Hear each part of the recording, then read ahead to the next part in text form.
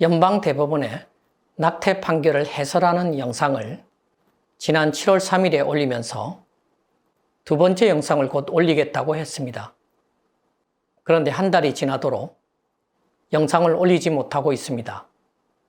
그동안 영상을 만들 상황이 아니었습니다. 7월 10일에 아버지가 돌아가셨기 때문입니다. 장례를 지내고 먼저 떠나신 어머니 묘소에 합장을 했습니다. 저는 예수님, 부처님, 공자님을 존경하고 이분들의 가르침을 따르려고 노력합니다. 한때는 특정 종교의 신자였지만 지금은 그렇지 않습니다. 그래서 아버지 장례 절차도 무종교 방식으로 했습니다. 천국이나 내세 같은 것을 믿지 않지만 아버지가 죽음에 이르는 과정을 지켜보면서 비물질적 영혼이 존재하면 좋겠다는 강한 여망을 가지게 되었습니다. 평소 저는 시작이 있으면 끝이 있다고 말하고 죽음은 삶의 완성이라고 생각합니다. 하지만 어머니와 아버지처럼 제 생명의 근원인 분들의 죽음을 경험하면서 육체적 죽음 이후의 그 무엇을 갈망합니다. 종교에 대해 리차드 도킨스의 영향을 크게 받았고 현대 뇌과학의 성과에 지대한 관심을 가지고 있는 저 자신이지만 인간의 정신작용을 비물질적 영혼과 연결하여 생각하고픈 여망을 떨쳐버리기 어렵습니다. 죽음이 무엇이냐는 제자의 질문에 공자님은 삶도 잘 모르는데 어찌 죽음을 알겠느냐고 말씀하셨습니다. 죽음에 대해 아는 척하지 않으신 공자님을 존경하지만 좀 더 가르쳐 주시지 않은 것이 지금은 아쉽습니다. 아는 것을 안다고 하고 모르는 것을 모른다고 하는 것을 진짜 알미라고 하신 공자님이시니 이해는 합니다만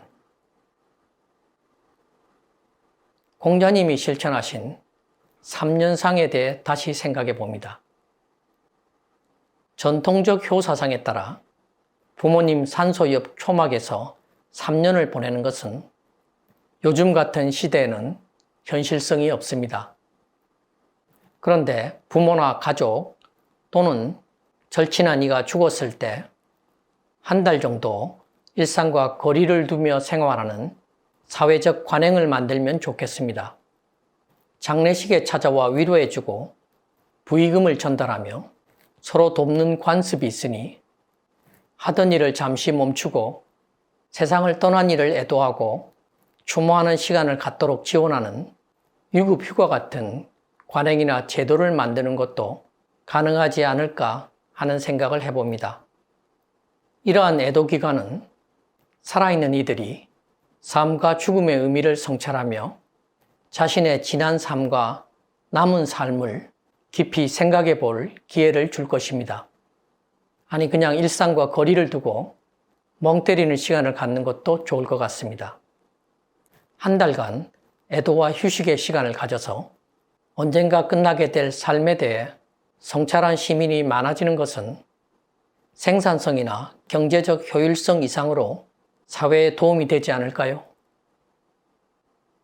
저는 49일간 사회활동을 최소화하고 애도와 추모 그리고 성찰의 시간을 가지고 있습니다. 영혼 불멸에 대해서는 알지 못하지만 세상을 떠난 이가 정말로 죽는 것은 그를 기억해주는 이가 없어지는 때라는 말에 공감합니다.